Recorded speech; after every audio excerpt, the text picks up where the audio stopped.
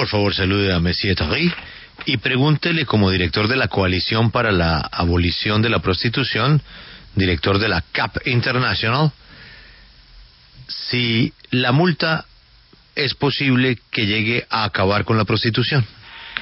Monsieur Grégoire Théry, bonjour, bienvenue à l'antenne de la W Radio. Bonjour. Monsieur Théry, tout d'abord, on voudrait savoir, est-ce que vous croyez qu'une amende pour qui paie pour des services sexuels est une façon de finir, de mettre un point final à la prostitution? Je vais vous répondre, mais d'abord je voudrais faire une précision par rapport à ce que j'ai entendu. Oui, bien sûr. Vous pouvez traduire, hein? Oui, on a l'information qu'en France, il y a une amende de 1500 € que doit payer quelqu'un qui utilise les services sexuels. Tout à fait, je réponds. D'accord. Alors, je vous réponds et vous traduisez. Je vous réponds, vous traduisez. La France a adopté il y a 1 an, effectivement, une grande loi qui a dépénalisé les personnes prostituées, c'est-à-dire supprimé la pénalisation à l'encontre des personnes prostituées, qui à l'inverse, effectivement, interdit l'achat d'actes sexuels, et qui a offert un soutien très fort aux personnes prostituées, y compris vers la sortie de prostitution. Donc c'est une loi globale qui renforce et protège les personnes prostituées et qui par contre pénalise l'achat d'un acte sexuel. Et je voudrais préciser que j'ai entendu que vous aviez dit qu'il y avait 37 000 personnes prostituées en France, c'est vrai, mais qu'elles exerçaient de façon volontaire, c'est tout à fait faux, puisque 85% d'entre elles sont des femmes étrangères victimes de réseaux de traite des êtres humains originaires du Nigeria, de Bulgarie ou de Roumanie. Donc voilà ma première réponse d'abord, si vous voulez bien. D'accord.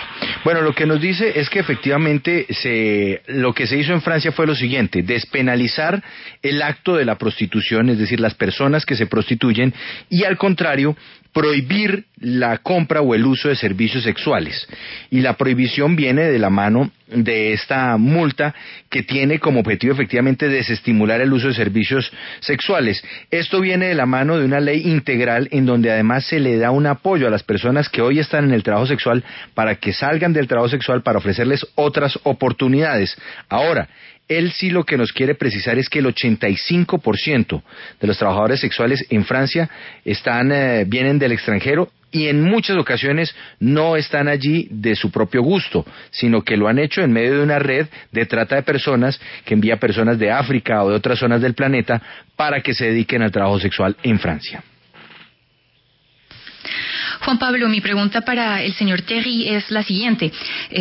Según la ley francesa, entonces quien paga por un acto sexual es quien incurre en delito, pero eso no ha incitado, desde que la ley entró en vigor, a que crezca más la prostitución en Internet, a sabiendas de que, según cifras, 30% de las personas prostituidas en Francia lo hacen a través de Internet. Y de paso, ¿cómo se lucha contra este tipo de prostitución que es distinta a la lucha contra la prostitución en las calles? Monsieur Théry, mais avec cette interdiction de l'achat de services sexuels, est-ce qu'on ne peut pas penser que c'est une façon de ne pas faire face à cette loi, la prostitution à travers de l'Internet, en utilisant Internet, il n'y a pas de danger pour ceux qui paient les services sexuels et donc il y a une augmentation de la prostitution en utilisant l'Internet? Alors, il y a une augmentation de la prostitution sur Internet, c'est vrai, mais largement avant la loi. Depuis 10 ans déjà, la prostitution a très massivement basculé sur Internet plus que dans la rue, donc ce n'est pas lié à la loi. Mais l'objectif de la loi, c'est important de le comprendre, les députés ont adopté la loi parce qu'ils ont compris qu'un acte sexuel qui est imposé par l'argent, c'est une violence sexuelle en soi. C'est d'abord une question de principe. On a reconnu que acheter un acte sexuel, ça veut dire imposer un acte sexuel par la contrainte financière, par la contrainte économique. Et donc ça, c'est le premier objectif de la loi, mais après, je peux donner plus d'informations sur les effets concrets. Nos dice que sí, que hay un incremento de la prostitución en Internet, pero que eso viene de tiempo atrás, esto viene de mucho antes de la promulgación de la ley, incluso 10 años atrás se puede ver que ya estaba dando el incremento de la oferta de servicios sexuales en Internet. Y nos dice él que la esencia de esta ley que busca sancionar a quienes contratan servicios sexuales se da porque los legisladores en Francia comprendieron que pagar por sexo pues es una especie de violencia sexual, es una especie de aprovechamiento de la situación económica de las personas para someterlas a un acto sexual pues que les toca consentir por sus dificultades económicas. Él quiere dejar eso bien en claro detrás de la manera en que se aprobó o la reflexión en que se aprobó la ley. ¿Qué medidas se han tomado para dar trabajo a las personas que se dedicaban a la prostitución? Et maintenant, parlons au sujet des mesures. De quelle façon travaille-t-on ou travaille le gouvernement français afin d'offrir un travail différent aux personnes qui travaillent aujourd'hui en offrant ces services sexuels? Tout à fait. Alors la première mesure qui était très importante, c'est d'offrir un titre de séjour aux victimes étrangères de la traite des êtres humains. Partout dans le monde, les personnes prostituées viennent toujours des groupes les plus vulnérables. En France, ce sont d'abord les migrantes, des femmes étrangères qui sont exploitées en France. Au Canada, ce sont les femmes autochtones, les femmes indiennes qui sont exploitées dans la prostitution en priorité. En Inde, ce sont les femmes intouchables, les femmes les plus pauvres. En Colombie, ce sont aussi souvent à Bogota les femmes des régions les plus isolées et notamment les femmes qui ont été déplacées pendant le conflit. Donc, première mesure, offrir un titre de séjour avec un accès au marché du travail pour les personnes étrangères. Deuxième mesure, créer un fonds social pour aider les personnes qui veulent sortir de la prostitution à se reconvertir dans une autre vie avec une assistance financière. Troisième mesure, l'accès prioritaire à un logement d'urgence pour les personnes sans hébergement ou dans des situations de logement difficiles et un logement social. Quatrième mesure, le renforcement des droits des victimes dans les procès pour proxénétisme, avec la possibilité d'obtenir une indemnisation du préjudice qu'elles ont subi. Cette indemnisation, elle est garantie par l'État si les proxénètes refusent ou ne peuvent pas payer la réparation du préjudice. Enfin, une mesure, un accès à la formation professionnelle, et ensuite, dans chaque département de France, la création d'une commission départementale avec le préfet, les associations, les personnes prostituées, les travailleurs sociaux, les acteurs de la santé, les acteurs privés et publics de l'emploi, avec comme objectif commun, un objectif national pour la France, un nouvel grand objectif pour notre pays, trouver des solutions. Aider les personnes à sortir de la prostitution, coordonner l'aide publique et l'aide privée qu'on peut donner à ces personnes pour qu'elles construisent une autre vie. Parce que toutes les personnes prostituées, quand on leur demande si elles avaient le choix, si elles avaient une opportunité, elles sortiraient de la prostitution. Bueno, nos habla de 5 puntos claves. El primero de todos es conceder un título de séjour, o sea, una tarjeta de estadía en Francia, de tal forma que se legalice su situación en el país. ¿Por qué? Porque nos dice, en el caso de Francia, generalmente es población migrante en una situación muy difícil económica la que termina cediendo a este trabajo del servicio sexual, de la forma en que en Canadá lo hacen con población autóctona, o en India son los intocables, o en el caso de Colombia, dice él, en muchos casos son mujeres desplazadas. El segundo punto es la creación de un fondo social que permita asistencia financiera para las personas que quieran dejar el mundo de la prostitución y así ofrecerles posibilidades de retomar su vida. En tercer lugar, es garantizar una vivienda de urgencia o una vivienda social para que así puedan también solventar el problema de no tener en dónde quedarse. El cuarto punto es garantizar los derechos de las víctimas en los procesos que se hagan en contra de los proxenetas, y sobre eso el gobierno francés además tiene una obligación de garantizar la indemnización a las personas que se han dedicado al trabajo sexual y que quieren hacer parte de los procesos contra los proxenetas. Finalmente nos habla de la formación profesional. El Estado tiene la obligación de garantizar la formación profesional de estas personas, y por eso a nivel de cada uno de los departamentos de Francia se ha hecho un comité en donde participan diversos niveles del gobierno para garantizar como objetivo nacional ayudar a las personas que quieren abandonar la prostitución y sobre todo poder construir una nueva vida. Y sobre eso él nos dice que en la mayoría de las encuestas que hacen entre trabajadores sexuales, cuando les preguntan si usted pudiera dejar este oficio, ¿lo dejaría?, la mayoría de ellos dice que sí. Juan Pablo, justamente sobre este tema, ha aumentado enormemente el número de prostitutas nigerianas, el 80% de las cuales se calculan llegan en barcazas vía mar Mediterráneo. Mi pregunta es, ¿qué opina de la lucha internacional contra la red de traficantes? ¿Qué está fallando en este combate tanto en los países emisores como en los receptores? Maintenant, discutons au sujet de la lutte internationale contre le trafic de personnes, parce que bon, on parle au sujet du Nigeria. En Nigérie, pardon, les femmes nigérianes sont devenues les principales victimes de ce trafic au niveau international, mais aussi au niveau local. Est-ce que vous pouvez nous raconter qu'est-ce qui se passe pour essayer de lutter contre ce trafic de personnes? Oui, tout à fait. Alors, il faut absolument articuler les politiques nationales et les politiques internationales en matière de lutte contre la traite des êtres humains. Pourquoi ? Parce que si les victimes du Nigeria, de Roumanie ou de Bulgarie, d'Afrique ou même de Colombie sont trafiquées vers la France, par exemple, vers mon pays, c'est parce que les hommes français payent pour du sexe.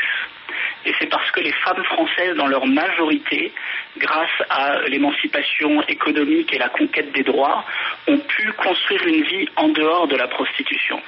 Mais c'est parce que nous, Français, payons pour du sexe que partout dans le monde, des femmes sont recrutées et trafiquées pour finir sur les trottoirs français.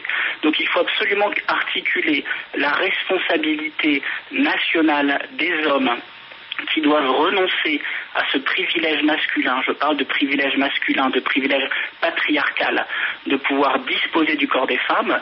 Il faut articuler cette interdiction de l'achat auprès des hommes et une politique de prévention dans les pays d'origine en faisant de la prévention sur les réalités de la prostitution, sur les réalités de la traite des êtres humains et aussi en augmentant la coopération policière et judiciaire internationale entre les pays d'origine et les pays de destination. Je voudrais juste amener une précision, si vous pouvez la partager à l'antenne par rapport à la traduction. Nous utilisons le terme prostitution, nous n'utilisons jamais le terme travail sexuel. Vous faites référence dans la traduction à trabajo sexual. Nous utilisons le terme prostitution ou le terme système prostitutionnel. Merci beaucoup. D'accord. Bueno, nos dice que en este caso, tanto de Nigeria como de Bulgaria como de Colombia, tiene que tratarse de un trabajo de articulación entre las autoridades nacionales e internacionales. ¿Por qué?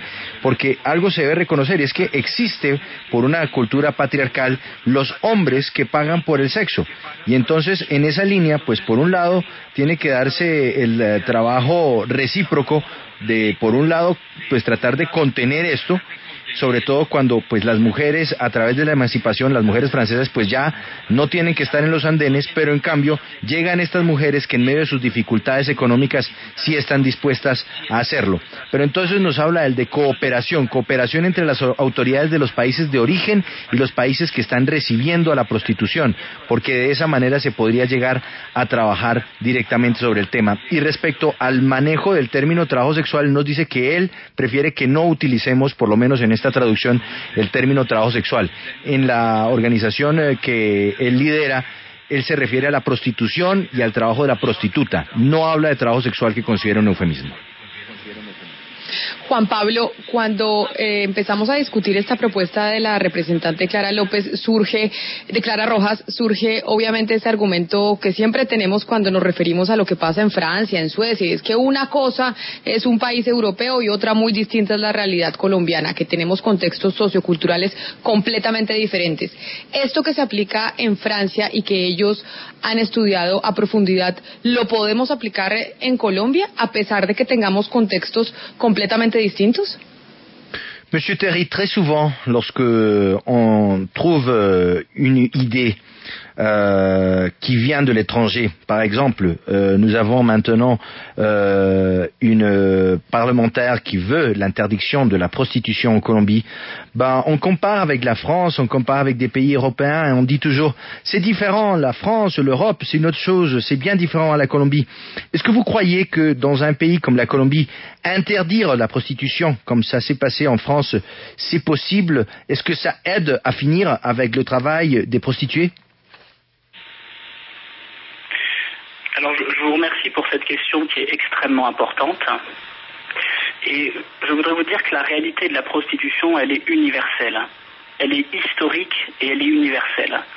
Notre association CAP International a des organisations membres en Europe, bien sûr, mais elle a aussi une organisation membre en Inde, une organisation membre au Liban, une organisation membre en Afrique du Sud, une organisation membre en Colombie, une organisation membre au Mexique. Et partout dans le monde, je peux vous dire, des femmes parlementaires c'est important, comme Madame Rojas, Clara Rojas, se sont levées pour dire que justement la prostitution dans tous les pays est une violence. Il y a deux choses qui sont universelles, deux choses. La première chose qui est universelle, c'est que partout dans le monde, ce sont les femmes et les filles les plus vulnérables qui sont exploitées dans la prostitution. C'est vrai en Colombie, c'est vrai partout dans le monde. La deuxième chose qui est universelle partout dans le monde, c'est que les hommes qui payent pour du sexe en France, en Colombie, en Afrique du Sud, aux États-Unis, en Inde, ce sont des hommes qui choisissent d'exploiter la précarité d'autrui, d'exploiter la vulnérabilité de femmes pauvres pour imposer un acte sexuel par l'argent.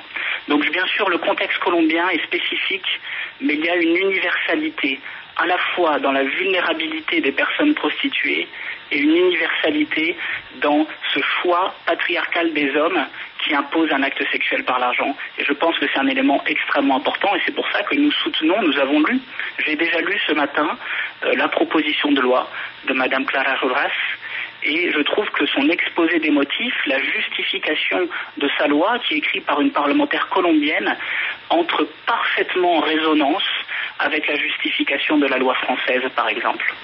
Merci. Nos dice el señor Terry que esto es una situación histórica y universal, la prostitución como tal. Y nos habla él desde la perspectiva de su organización que tiene presencia en India, que tiene presencia en Líbano, en África del Sur, en Colombia o en México, sino directamente a través de otras organizaciones. Y nos dice que en todos estos países, cuando han surgido propuestas de una legislación que va en contravía o que busca acabar con la prostitución, son mujeres parlamentarias las que han hecho esta propuesta. ¿Por qué? Porque las mujeres comprenden que en cualquier lugar del mundo, históricamente, son las mujeres y las niñas las más vulnerables a esta situación. Entonces nos dice él, aquí hay dos elementos que son universales. Uno, que se toma provecho de la vulnerabilidad de mujeres y de niñas para convertirlas en prostitutas, y que hay unos hombres que, siguiendo una cultura patriarcal, se imponen sobre estas mujeres y estas niñas de tal manera que puedan explotarlas sexualmente. Por eso él nos dice que ya leyó la exposición de motivos de la representante Clara Rojas y le parece que va en absoluta consonancia con la ley que se tramitó en Francia. Señor Tagui, le escuchaba decir antes que si uno pregunta a cualquiera de las trabajadoras sexuales, porque la mayoría son mujeres en Francia, le dirá siempre que si pudiera abandonaría la prostitución. ¿No existen trabajadoras voluntarias en Francia? ¿No existen mujeres que deseen ejercer la prostitución a nivel profesional? Eso sí, con garantías y con todos los derechos de cualquier otro trabajador. Monsieur Terry, il y a un moment, vous nous avez dit que la plupart des femmes qui sont prostituées voudraient laisser cette exploitation. Mais par contre, est-ce qu'on peut trouver en France des femmes qui travaillent dans la prostitution et qui sont contentes de travailler là, qui sont volontairement comme travail de la prostitution et qui perçoivent à côté tous les bénéfices sociaux qui correspondent à un travailleur normal? Alors, cette question est très intéressante aussi. Toutes les personnes prostituées en France ne sont pas des esclaves. C'est très clair. Toutes les personnes prostituées ne sont pas des esclaves. Ce n'est pas ce que je dis. Par contre, toutes les personnes en situation de prostitution ont vécu un passé intérieur de précarité, parfois de violence sexuelle, de pauvreté ou d'autres formes de violence qui ont fait que leur choix, leur vrai choix, a été extrêmement limité. Donc ce n'est jamais un choix éclairé, ce n'est jamais un choix libre d'entrer dans la prostitution, mais parfois il n'y a plus de choix et les personnes finissent dans la prostitution. Ce qui est très important de comprendre, c'est que tant que les personnes sont en situation de prostitution, elles vont justifier leur situation. Et elles ont besoin de justifier leur situation, et elles ont raison de justifier leur situation parce qu'elles veulent préserver leur dignité. Donc elles vont dire « je suis fière, j'assume, je sais ce que je fais » parce qu'elles ont raison, elles veulent préserver leur dignité. Par contre, dès qu'elles peuvent sortir de la prostitution, elles vont tenir un autre discours qui va être dire « évidemment, si je peux m'en sortir, je peux avoir un autre regard sur ce que j'ai vécu ». Et c'est très important de comprendre dans le débat français ce dernier point qui a été très important. En France, nous avons un salaire minimal. Mais il y a des travailleurs en situation irrégulière, des migrants, qui, parce qu'ils n'ont pas accès à un travail payé normalement, vont accepter, vont consentir un travail qui est payé moins que le salaire minimal. Est-ce que nous voulons les criminaliser, ces travailleurs qui acceptent de travailler moins que le salaire minimal? Non. Par contre, est-ce que nous voulons criminaliser les employeurs qui les embauchent pour moins que le salaire minimal, même avec leur consentement? Oui. Donc, quand des personnes vulnérables consentent à quelque chose qui est une exploitation, nous respectons ce consentement, c'est très important, nous respectons ce consentement, nous respectons cette liberté. Nous ne voulons pas les pénaliser. En France, nous avons dépénalisé les personnes prostituées. Par contre, nous voulons pénaliser ceux qui ont le choix. Et ceux qui ont le choix, ce ne sont pas les travailleurs pauvres, et ce ne sont pas les personnes prostituées, ce sont ceux qui choisissent de les exploiter économiquement, les proxénètes, les trafiquants, de les exploiter sexuellement, les clients prostitueurs, même avec leur consentement. Nous sommes là pour rétablir une égalité entre les femmes et les hommes. Nous sommes là pour le progrès social. Nous sommes là pour la justice sociale. Nous ne sommes pas là pour la loi de la jungle où les plus forts mangent les plus petits, où les requins mangent les petits poissons parce que nous refusons de poser des limites à la liberté des plus puissants. Nous voulons poser des limites à la liberté des plus puissants. C'est un contrat social protecteur de ceux qui sont exploités, même avec leur consentement. Merci. Nos dice el señor Terry que todas las personas, sin duda, pues que están ejerciendo la prostitución en Francia, no son esclavas. Pero lo que no debemos perder de vista es que para terminar allí tuvieron que vivir antes una juventud, una infancia en medio de la precariedad, hechos de violencia, incluso de violencia sexual, muchas dificultades que terminan marcando el camino para que se dediquen a la prostitución. Entonces, ¿qué es lo que pasa? En muchas ocasiones estas personas no han tenido otra opción, y al no tener otra opción para dedicarse a conseguir un recurso diario, pues entonces terminan justificando su trabajo, y sobre todo porque es un asunto de dignidad. Es decir, no van a hablar mal de lo que están haciendo, sino que lo van a justificar por mera dignidad. Pero desde el momento, dice él, que una persona que se ha dedicado a la prostitución abandona ese trabajo, logra abandonar la prostitución, cambia la visión y cambia la manera como se habla de ese trabajo. Por eso él nos hace énfasis en una comparación. Nos dice, en Francia existe el salario mínimo, pero hay personas que al no tener trabajo y de pronto al no contar con las condiciones que se necesitan para poder trabajar, deciden trabajar por menos del salario mínimo. ¿Esas personas deben ser criminalizadas? Él dice, no. Deben ser criminalizados quienes están dispuestos a pagar menos de un salario mínimo para que una persona trabaje para ellas y así ahorrarse un dinero. Ocurre exactamente lo mismo en este caso de la prostitución. ¿Deben ser criminalizadas o deben ser mal vistas las personas o las mujeres que se dedican a la prostitución? No. Quienes deben responder son las personas que pagan y que abusan de su superioridad financiera para obtener servicios sexuales.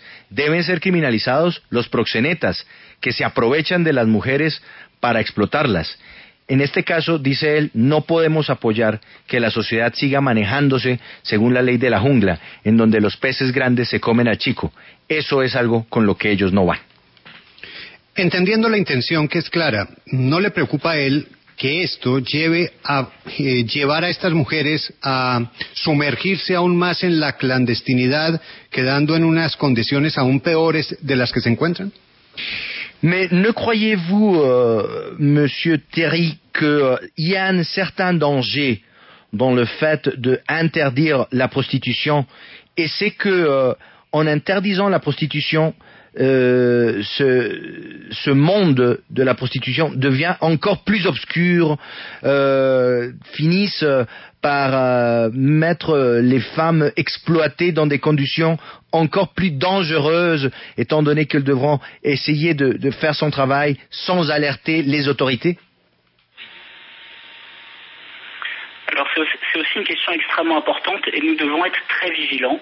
La question de la clandestinité est très importante. Mais la clandestinité, elle a déjà lieu dans la prostitution. Si je prends l'exemple de la France, ce sont les personnes prostituées elles-mêmes qui étaient pénalisées. Ce n'étaient pas les clients qui étaient pénalisés, et aujourd'hui nous avons dépénalisé les personnes prostituées et à l'inverse pénalisé uniquement les clients. Donc la prostitution, elle est toujours clandestine. Dans tous les pays du monde où je suis allé, la prostitution est obscure, la prostitution est clandestine. Si vous allez dans les zones de tolérance à Bogota ou dans d'autres villes, la prostitution est clandestine, la prostitution est obscure. Quand les personnes en France comme en Colombie, dans les deux pays, sont assassinées, en France avant la loi en 2014, 8 personnes prostituées ont été assassinées. En Colombie aussi, de nombreuses femmes prostituées sont assassinées. Et jusqu'à présent, jusqu'à ce débat, ce grand débat législatif, souvent dans l'indifférence générale. Et tout d'un coup, au moment où on s'intéresse à ces femmes, au moment où on veut leur apporter de la protection, au moment où on demande à la police, à la justice, aux associations, aux travailleurs sociaux de travailler ensemble avec des vrais plans d'action locaux pour aider les personnes prostituées, tout d'un coup ça deviendrait plus clandestin, au prétexte qu'on est en train de pénaliser les clients. À chaque fois qu'on pose la question de l'homme, la question du client prostitueur, à chaque fois qu'on pose la question de la pénalisation, tout d'un coup, on s'inquiète de la clandestinité des personnes prostituées, alors que souvent, pendant des dizaines d'années, on ne s'est pas inquiété de la clandestinité des personnes prostituées. Alors il faut savoir quelque chose. Demain, une personne prostituée, en France ou en Colombie, si elle n'est pas pénalisée, elle a le droit de contacter la police. Elle a le droit de porter plainte. Si son client veut lui imposer un acte sexuel sans préservatif, si son client veut lui imposer un acte sexuel qu'elle a refusé, par exemple elle a dit je veux bien cet acte sexuel mais je ne veux pas cela, alors elle pourra le dénoncer. Elle pourra le dénoncer parce que le client sera pénalisé. Et comme il sera pénalisé, ce sera plus facile de faire reconnaître la violence supplémentaire qu'il aura infligée. Tant qu'on ne reconnaît pas que la prostitution est une violence, tant qu'on ne reconnaît pas que l'achat d'un acte sexuel est un acte sexuel imposé par l'argent, alors on ne s'intéresse pas vraiment au sort des personnes prostituées. Nous disons évidemment il faut lutter contre la clandestinité, mais c'est pour ça que nous légalisons la vente d'un acte sexuel, nous légalisons la situation des personnes prostituées, nous demandons une politique globale de soutien national et local, et nous ne pénalisons que les clients. Ceux qui à l'inverse ont légalisé toute l'industrie du sexe au nom de la lutte contre la clandestinité, ceux qui ont légalisé les proxénètes, ceux qui ont légalisé les trafiquants comme l'Allemagne et les Pays-Bas, finissent eux au contraire avec une explosion de la prostitution clandestine, parce que les proxénètes veulent échapper à la régulation. Les proxénètes veulent échapper à la loi. Et donc quand l'État veut contrôler la prostitution, les proxénètes créent une prostitution illégale.